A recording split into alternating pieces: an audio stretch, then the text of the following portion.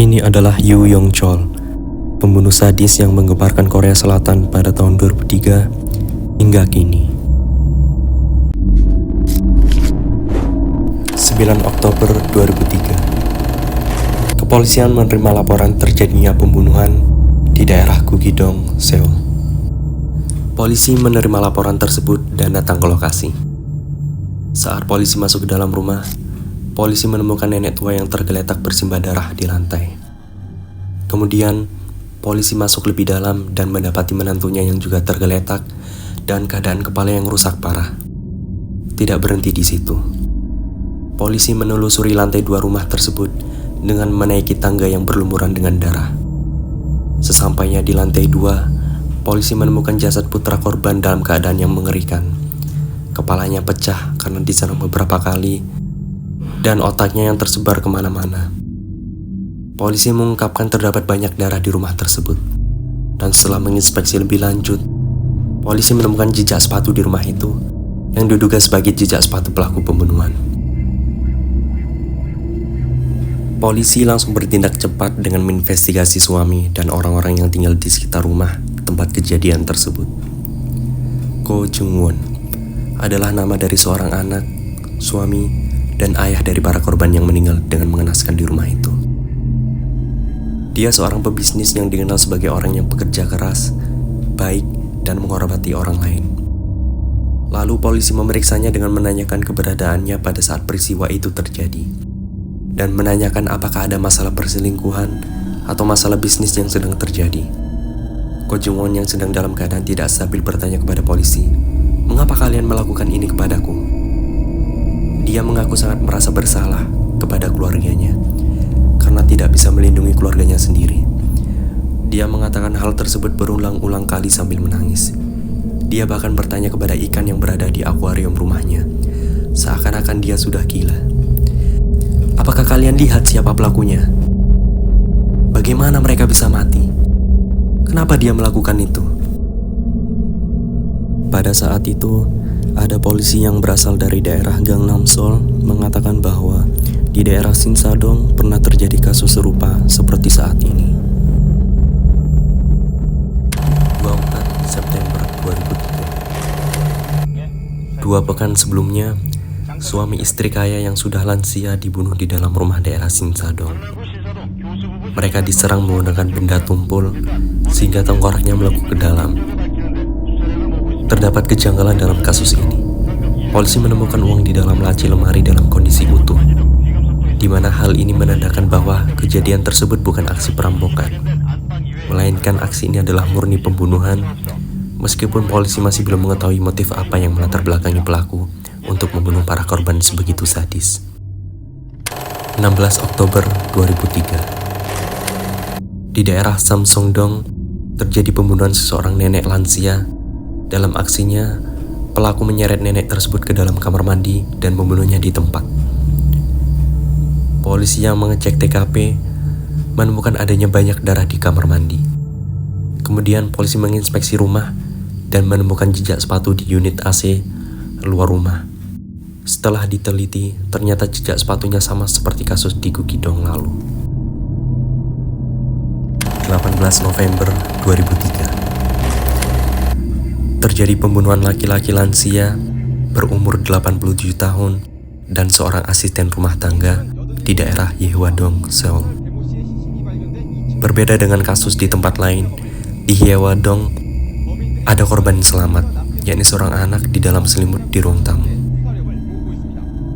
Setelah melancarkan aksinya, pelaku membakar rumah korban tersebut. Kim, 87 tahun, tergeletak di atas kasur dengan adanya bekas pukulan. Kedua badan korban sebagian hangus terbakar, dan lagi-lagi ditemukan jejak sepatu yang sama dengan kasus-kasus sebelumnya. Dengan gemparnya kejadian yang sudah terjadi, polisi gencar melakukan patroli setiap harinya. Setiap orang yang tampak mencurigakan akan diperiksa dan dicek barang bawaannya. Apakah ada palu di tas orang tersebut atau tidak? Mengingat senjata yang digunakan untuk membunuh oleh pelaku adalah palu. Polisi terus berusaha mencari petunjuk sehingga akhirnya polisi menemukan CCTV yang menempel pada gedung besar di pinggir jalan tidak jauh dari tempat kejadian. Polisi mengecek rekaman CCTV tersebut dan mendapati seseorang pemuda berumur 20-an jalan menggunakan jaket milik salah satu korban. Hal ini diketahui dikarenakan istri korban mengenali jaket tersebut. Sayangnya, polisi tidak bisa melihat wajah yang diduga pelaku dalam CCTV itu. Setelah Haewadong, di barat daya Seoul terjadi pembunuhan wanita secara acak menggunakan pisau. Salah satu kasus yang terkenal di Imundong yakni wanita yang bekerja di pasar Dongdaemun diserang tanpa alasan saat dia pergi keluar rumahnya pada malam hari. Dia dipukuli sampai mati. Polisi tidak bisa mengidentifikasi bahwa ini adalah pelaku yang sama seperti yang sebelumnya. Kemudian di daerah prostitusi Seoul terjadi pembunuhan seorang PSK. Modusnya, pelaku menyewa jasa PSK untuk datang ke apartemennya. Setelah selesai, pelaku membunuh PSK tersebut di dalam toilet dengan menggunakan palu. Pelaku memukul kepala PSK tersebut hingga meninggal dunia. Kemudian pelaku memotong kepala korban. Rambutnya diikat dan digantung di tisu toilet. Setelah itu, pelaku mencari cara untuk membuang jasad korban. Dan akhirnya, dia memutuskan untuk memutilasi dan memasukkannya dalam kantong plastik. Parahnya lagi, pelaku sempat pergi ke rumah sakit untuk meminta ronsen dirinya sendiri. Dan meminta hasil ronsen tersebut untuk dipelajari dan dijadikan petunjuk untuk memutilasi korban menjadi 16-18 bagian. Dia mencuci semua jasadnya dan membungkusnya. Lalu pelaku mencampurnya dengan makanan kimchi agar tidak ada yang curiga dengan bau menyengat yang akan keluar. Setelah itu pelaku membawa jasad tersebut naik taksi untuk membuangnya. Supir taksi yang curiga dengan adanya bau yang tak sedap bertanya, "Bau apa ini? Apa bau kimchi? Baunya kok gak enak banget?" Pelaku menjawab, "Ini kimchi ibuku yang sudah lama." Setelah sampai, pelaku pergi ke tempat terpencil dan mengubur jasad untuk menghilangkan bukti. Tidak berhenti di situ. Pelaku juga menggali lubang kedua untuk pembunuhan yang akan dilakukannya nanti. Setelah jeda beberapa hari, pelaku melakukan hal yang sama seperti sebelumnya. Menyewa PSK dan membunuhnya. Pembunuhan terjadi berulang kali dan jeda aksinya semakin cepat. Ini sampai seminggu sekali ia melakukan pembunuhan. Pelaku memilih PSK karena menurutnya PSK tidak dilindungi hukum. Bahkan, banyak PSK yang sudah tidak berhubungan dengan keluarganya sendiri. Polisi pun bahkan tidak mengetahui adanya kasus PSK yang hilang. Hal ini dikarenakan rumah bordil pun takut jika bisnisnya ditutup karena ilegal. Beberapa hari kemudian, ada seseorang yang menelpon rumah bordil dan meminta untuk dikirimi PSK. Tetapi, pemilik bordil itu curiga dengan orang yang menelpon ini, karena ia mengenali nomor ponsel yang dipakainya. Itu adalah nomor ponsel salah satu pekerjanya yang menghilang. Pemilik bordil yang curiga akhirnya menelpon kenalannya, detektif polisi. 15 Juli 2004. Di daerah Sinchon, detektif polisi yang ditelepon datang menemui informan tersebut. Informan itu menceritakan apa yang terjadi sebenarnya. Akhirnya, polisi men-setting sebuah jebakan dengan mengiyakan permintaan pelaku. Pelaku meminta wanita dikirim ke taman dekat Universitas Hongik. Polisi pun mengikuti wanita itu secara diam-diam. Setelah sampai di lokasi, polisi pun mengawasinya. Tetapi perempuan itu ditolak dan disuruh pergi oleh pelaku. Pelaku beralasan wanita itu terlalu tinggi baginya. Beberapa saat kemudian, pelaku meminta wanita untuk kedua kalinya dan meminta untuk bertemu di sebuah gang. Setelah sampai, wanita tersebut menelpon polisi yang mengawasinya dan memberitahu bahwa ada orang aneh di sini. Polisi pun langsung menghampirinya. Saat polisi sudah sampai di lokasi, polisi mendapati pelaku sedang memakan selebaran brosur yang berisi nomor PSK. Dan saat akan ditangkap, pelaku melawan dengan sekuat tenaga. Membutuhkan 4-5 polisi untuk memborgol dan membawanya ke kantor polisi. Polisi pun langsung menginterogasinya dan mendapati namanya adalah Yu Yong-chul. Saat itu, polisi berspekulasi bahwa Yu Yong-chul ini hanya menculik PSK. Tetapi polisi hanya punya bukti bahwa dia menelpon rumah bordil saja. Polisi berkata bahwa model dari Yong-chul ini biasa aja. Dia tidak mempunyai tato, tidak seperti preman pada umumnya. Namun saat melihat matanya, polisi melihat ada yang aneh padanya. Kemudian ada salah satu polisi memukul kepala Yong-chul. Yong-chul pun marah besar dan berkata, "Siapa pangkat tertinggi di sini?" Polisi menjawab, "Emang ada apa?" Yong-chul menjawab, "Brengsek, kalian akan naik pangkat jika aku bilang aku membunuh seseorang."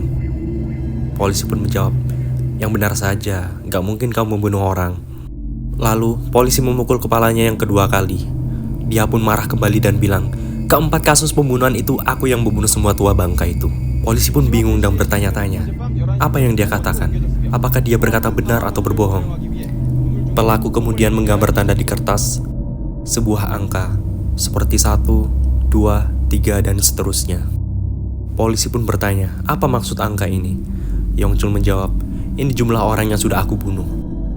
Polisi pun terkejut. Kemudian, pelaku berkata ingin membuat pengakuan dosa dan meminta dipanggilkan ibunya. Ibu dan adik perempuannya datang, pelaku mulai berbicara. "Aku sudah membunuh banyak orang, maka dari itu aku berada di sini." Mendengar perkataan Yongchul, mendadak ibunya jatuh pingsan dan dibawa ke rumah sakit. Polisi pun bertanya, "Apakah benar kau bisa membuktikannya? Jika kau bisa membuktikannya, maka ikut kami ke TKP dan buktikan." Yongchul menjawab bisa, dan mereka pun ke TKP bersama.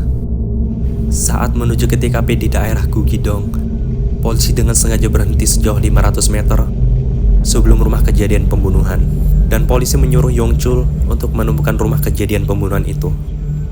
Yongchul pun berjalan dengan tangan terikat dan diikuti oleh polisi. Hal ini dilakukan polisi untuk membuktikan dan mengetes Yongchul apakah dia benar-benar pembunuh yang sebenarnya. Saat sudah sampai, pelaku malah berhenti di rumah belakang dari rumah TKP. Pelaku juga mengatakan perkataan yang tidak sesuai dengan apa yang polisi temukan. Polisi menemukan bahwa menantu yang ditemukannya jasadnya menelungkup, tetapi Yongchul berkata lain. Yongchul berkata bahwa jasadnya terlentang. Polisi pun mulai ragu bahwa dia bukan pembunuh yang sebenarnya dan mengira Yongchul adalah orang gila. Karena pada saat ada anak anjing datang, Yongchul malah berhenti dan bermain dengan anjing tersebut. Polisi yang merasa dipermainkan membawa Yongchul kembali ke ruang interogasi. Saat seorang detektif mulai menanyakan, "Mengapa kamu melakukan itu?" Tiba-tiba Yongchul mendadak kejang karena epilepsi. Mulutnya berbusa dan meminta borgolnya dilepaskan. Polisi yang pada saat itu kaget langsung melepas borgol Yongchul. Tanpa diketahui, Yongchul mencoba kabur karena lengahnya pengawasan kepolisian, dan Yongchul berhasil kabur dari kantor polisi. Polisi pun kehilangan Yongchul dan mengerahkan seluruh polisi di distrik tersebut untuk berjaga dan menemukan Yongchul semalaman.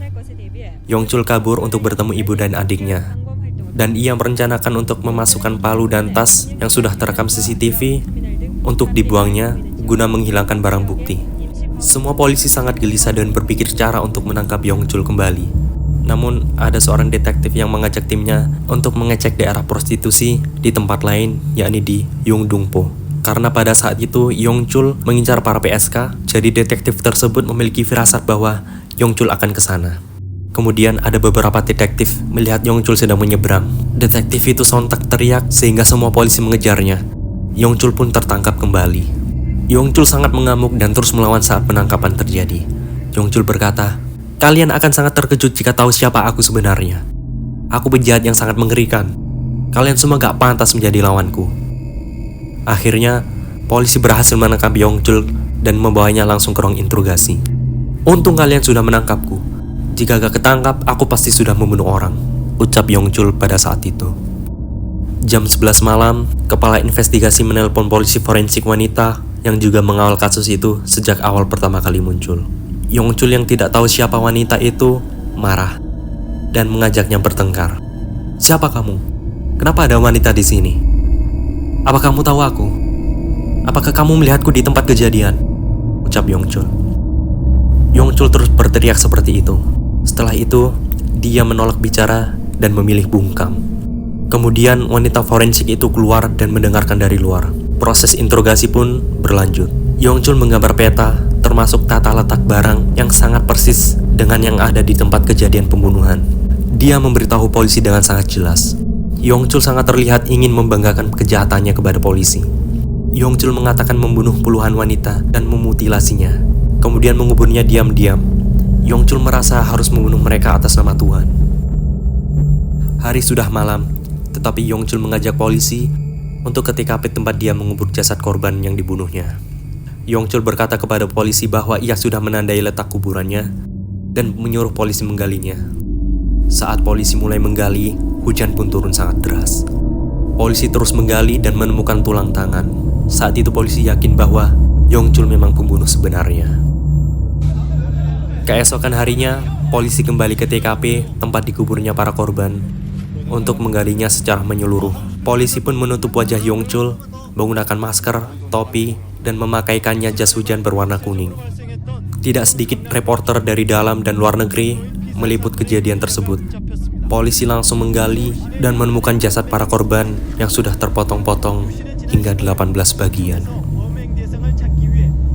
Pada saat itu, Yongchul terlihat sangat tenang, dan dia mengingat apa yang dilakukannya.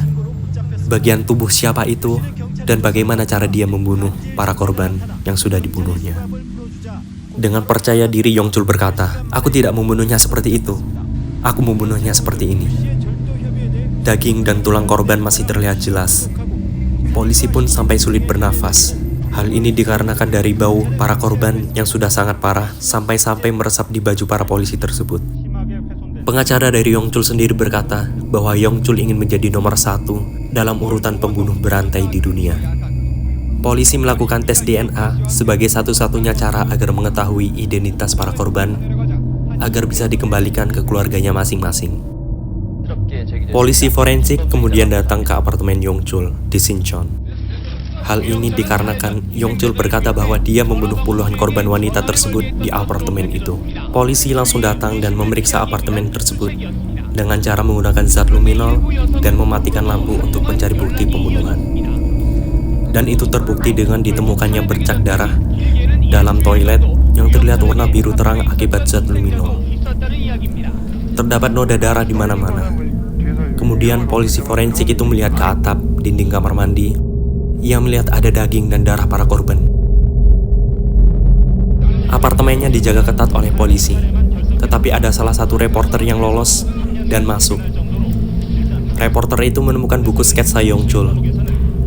Di situ, Yongchul menggambar dirinya dengan iblis di sebelahnya. Seakan-akan ia memiliki kepribadian ganda. Saat keluar dari apartemennya, polisi menemukan palu yang diduga sebagai alat untuk membunuh para korban.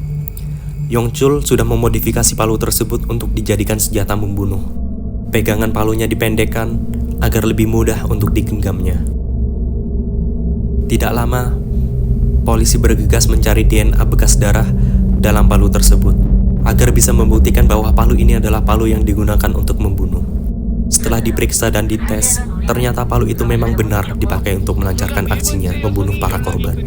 Dari pemeriksaan palu tersebut, polisi juga menemukan korban lain, yakni pedagang yang ditemukan tewas di dalam mobil terbakar. Tepatnya di daerah Wolmido, Incheon. Yongchul membunuhnya karena pedagang tersebut mengetahui bahwa Yongchul bukanlah polisi sungguhan. Sebelumnya, Yongchul memeras uang pedagang itu dengan berpura-pura menjadi polisi. Tetapi orang itu tahu dan Yongchul pun membunuhnya karena merasa terancam. Pada 13 Desember 2004, Yu Yongchul terbukti melakukan serangkaian pembunuhan dan dijatuhi hukuman mati. Dia bebas dari tuduhan pembunuhan di Imundong dan tak terbukti terlibat pembunuhan di daerah barat daya Seoul. Hingga saat ini, Yongchul masih mendekam di penjara dan menunggu datangnya eksekusi mati.